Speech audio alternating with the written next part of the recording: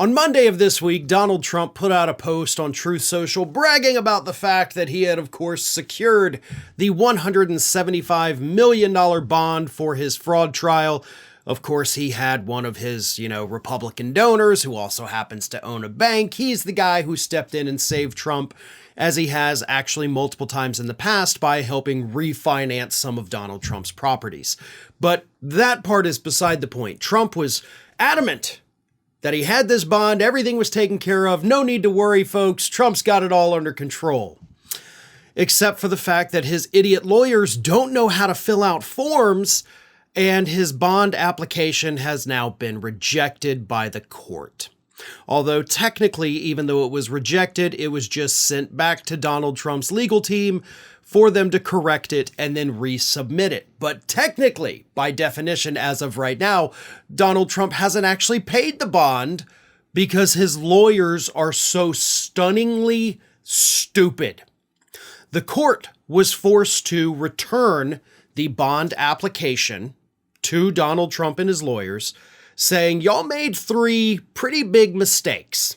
The first mistake is that you didn't include documentation showing Donald Trump's current financial status, which means y'all gotta turn over all of Donald Trump's financial statements.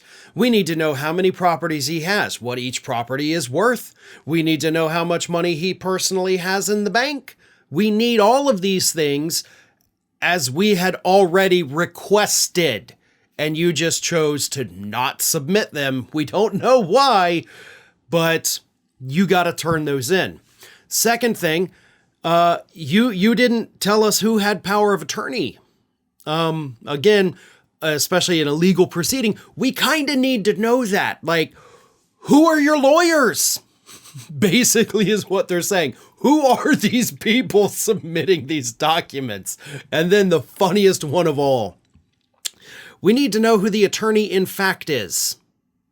Now, if that phrase is confusing to you, don't worry. Basically, what they explained in the return of the documents is that you didn't sign it. So we kind of need the attorney in fact. We need to know who it is. And then they have to sign this little line right here at the end of the document, which they pointed out was not signed. So tell us who is signing it, and then you actually have to sign it this time. These are mistakes. And I know this, by the way, 20 years working in a law firm. These are mistakes that get people fired. Because these are not simple, oopsie-doo, I totally forgot about this kinds of mistakes.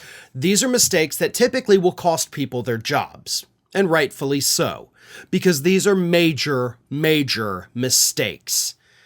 Because what this tells the client, again, in a law firm that actually functions properly, like the one I work at, what this tells the client is that your lawyers are not good. Your lawyers don't know what they're doing, and they have hired incompetent people to work on your case. No client wants to see that. So that is why, again, these are typically offenses that will either get somebody kicked off a case, or in some instances, will get people actually fired from their jobs because it shows that your office is not good at what they do. And your job as a lawyer, one of them is to instill faith in your client that you've got everything under control. Trump's lawyers clearly do not. And I know Donald Trump probably thinks, hey, this is no big deal, but listen, if your lawyers can't even manage to fill out a simple form properly, what makes you think they're going to be able to go in front of that appellate court in September, which is when this case is going to be heard, and actually make a good legal argument for you? They can't fill out forms. They didn't know to sign their name at the end of the document where it says sign here.